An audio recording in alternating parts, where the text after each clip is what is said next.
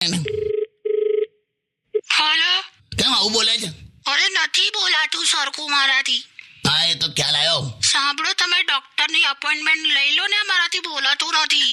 હા, એ 2 મહિના પછીની મળે છે અપોઇન્ટમેન્ટ. અરે ના ના, હવે તમે મને કહું કાલે જ અપાઈ દો. એટલે કોઈ માણસ 2 મહિના શાંતિથી જીવે એમાં તને વાંધો છે? હા તમે તો હાલો, મેં સાંભળ્યું હો બધું.